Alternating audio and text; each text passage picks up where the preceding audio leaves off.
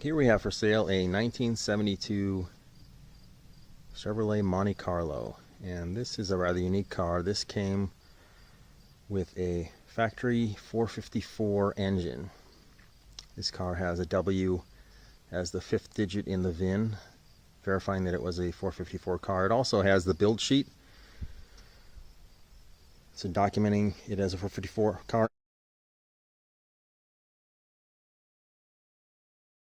And the bonus is it actually has the original numbers matching VIN stamped block still with the car.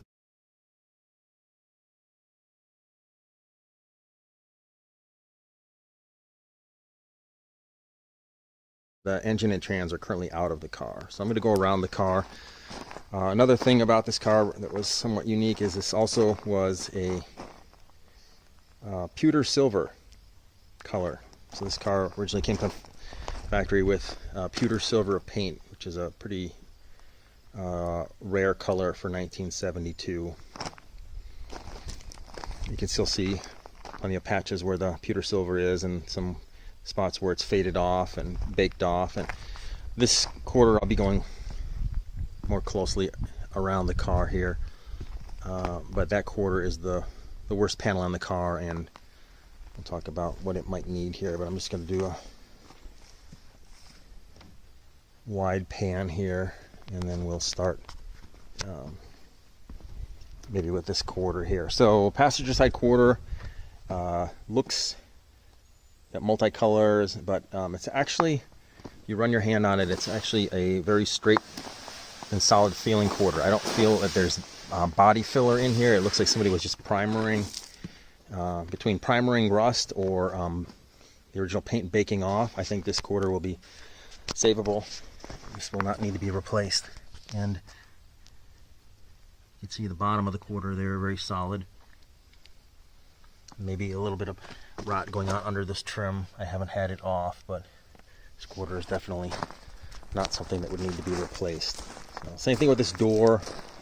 A few different colors going on, but it's a good straight solid door. And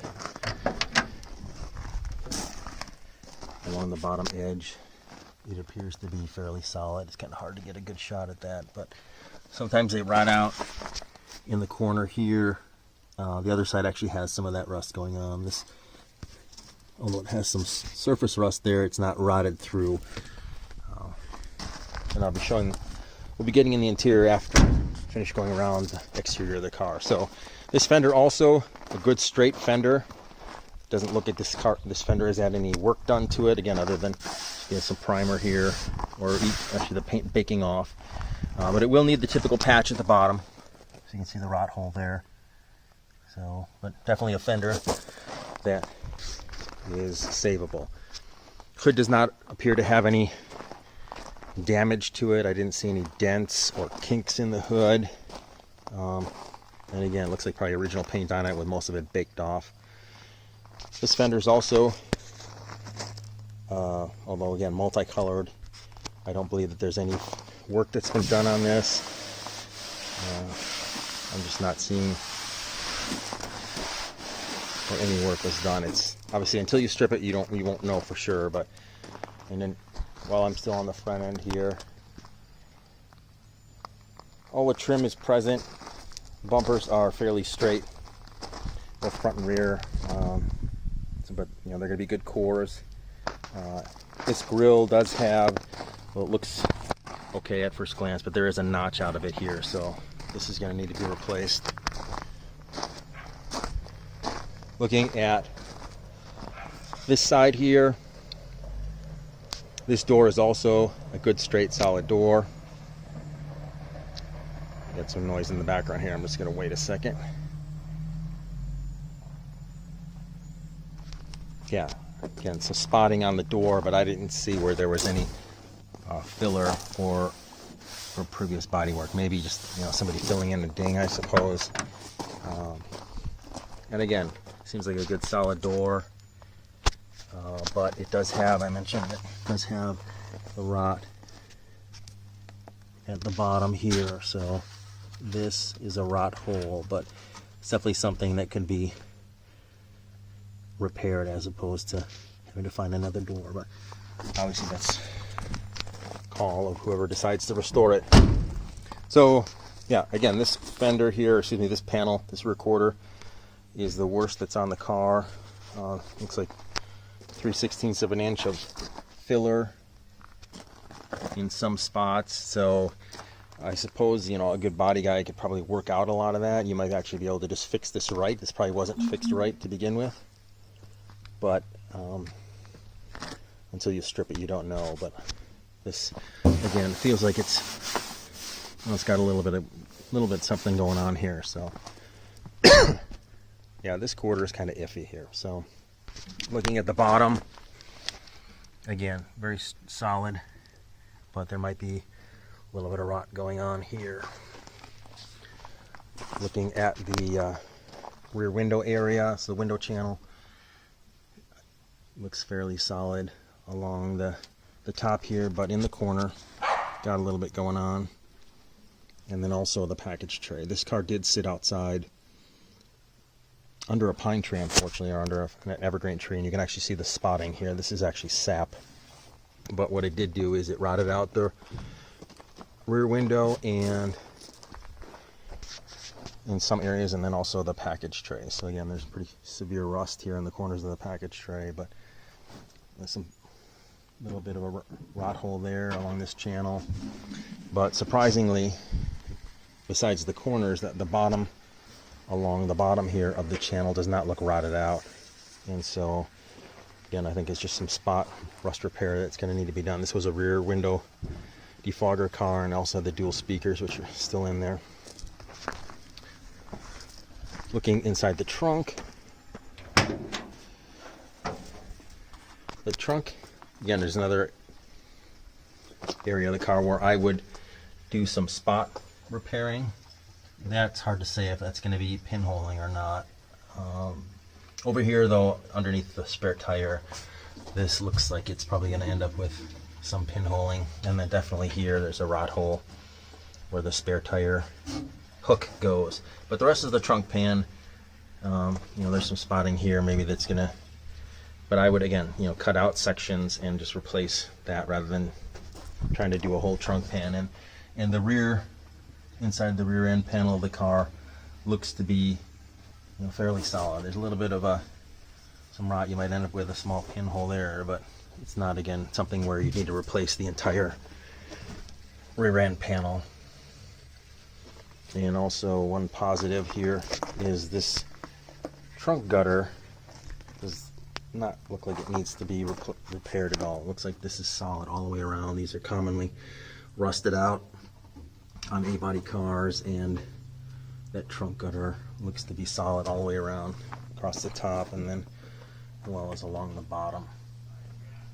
Looking at the underside of the deck lid, some surface rust, but it wasn't rotted out here. I suppose it's possible that there might be like a pinhole or something once somebody cleans that up, but it's kind of hard to get a good shot of that looking up. But this trunk lid, I believe, is something that could be saved. You can see the remnants of the Posi sticker. This was a 331 Posi car, and unfortunately it now has only a 10-bolt rear end in it. Somebody robbed the 12-bolt out at some point. So looking at the trunk drop-offs here underneath the car, again, with this being a Western car, lifelong Oregon car, sold new at Lyman Slack Chevrolet in Portland, Oregon, according to the build sheet. You know, solid as far as frame and things like these trunk drop-offs. You can see underneath the car is not a scaly mess. There's a passenger side trunk drop-off, and again, nice and solid. It's not as though that there's going to be rot holes, but yeah, there you can see that 10-bolt rear axle that's now in the car. Make our way around to the interior here, and this also had the pewter interior, which again is another rare. In addition to that exterior color being very rare, this pewter interior is also pretty rare. So again, cloth bench, originally, and obviously the bench has seen better days, but it is the original bench. It's still there. The dash housing was broken, and so there's a replacement in there. I put in a different housing, so that's why it looks, you can see it's tan, whereas the original gray dash pad and glove box door still in the car. And the dash pad is actually in excellent shape. I didn't see any cracks in it at all. Looking at the floor pan, there might be a little pinhole at the top here in the corner of that front floor pan, but again, probably just some spot repair that will be needed. The rest of the floor pan looks good. Looking at the rear of the passenger side, very solid floor pan here. No pinholing or any rust noteworthy. There's the original back seat bottom. The back seat back is missing, so I don't have one that goes with the car, and I'm guessing what was in there was probably rusted from the back window leaking. I'll pull up that seat bottom when we get to the other side and take a look at the rust issue underneath the back seat. But yeah, there's the original door panel, original pewter armrest pad, which is actually in fantastic shape, surprisingly, as well as the base. But yeah, the door panel has obviously seen better days. We'll go around to passenger side here. Look at the interior on the passenger side.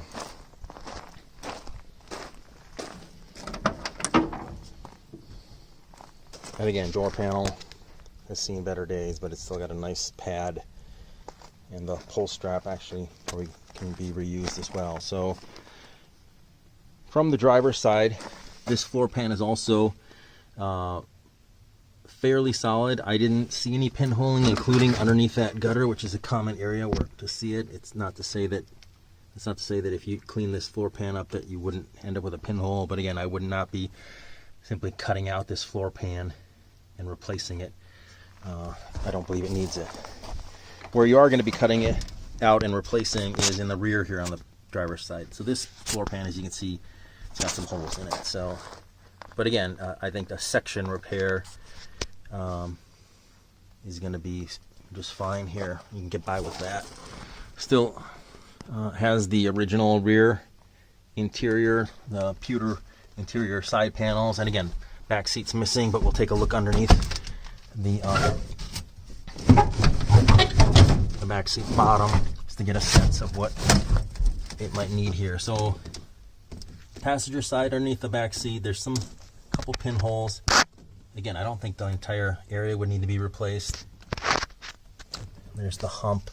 But on the driver's side here, there's again actually a rot hole underneath that wiring gutter, and so that's going to need to be cut out and repaired. But this is actually common. If you know A-bodies, rust underneath the back seat is actually fairly common, because these cars would have these leaky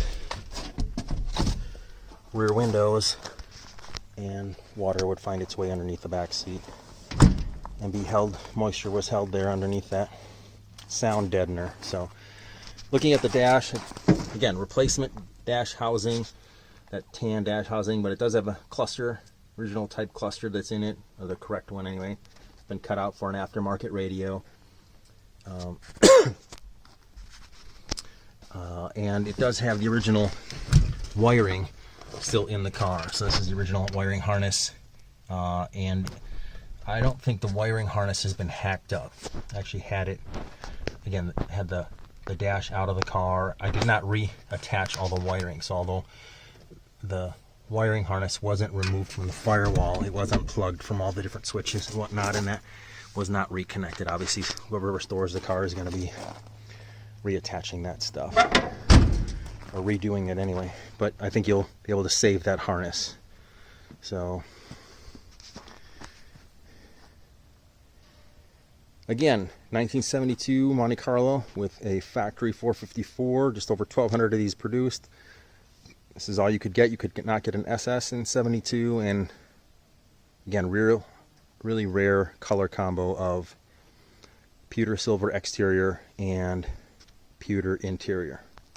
So looking forward to seeing this car go to a good home.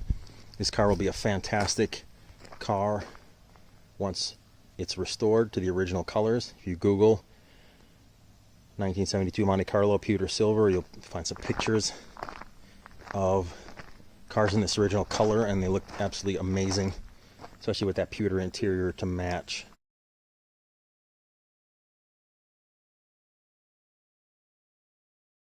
So very rare car, just over 1,200 again. So this is definitely one to restore. And these West Coast cars are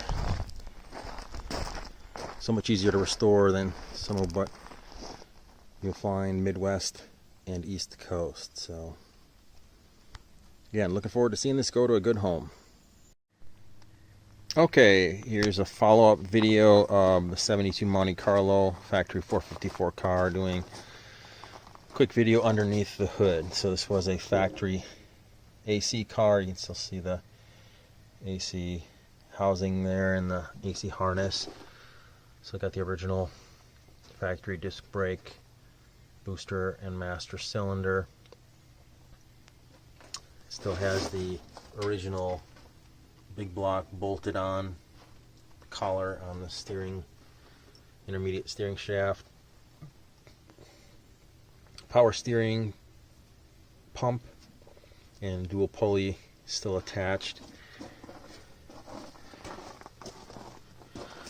Looking at the core support, still has the AC condenser, and interestingly, you look here, this core support, because this was a big block AC car, it has the notched core support with that extra tab welded on for the large radiator.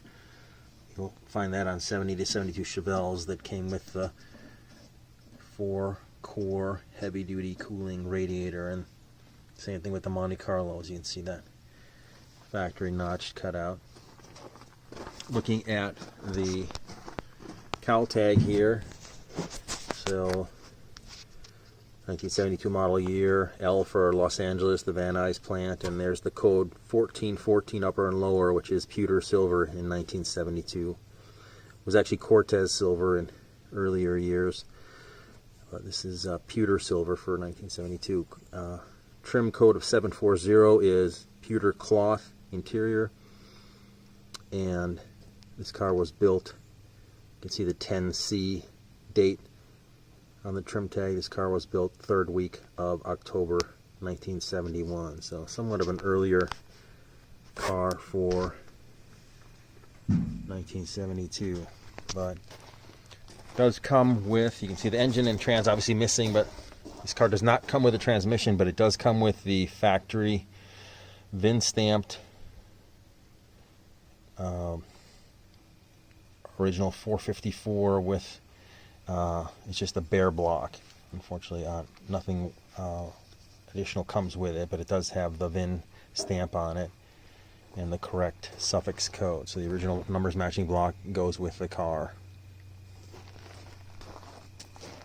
Just over 1,200 produced with the 454, and the only way you could get a 454 in a 72 Monte Carlo. There was no SS package for 1972 as there was with 1970 and 1971 models.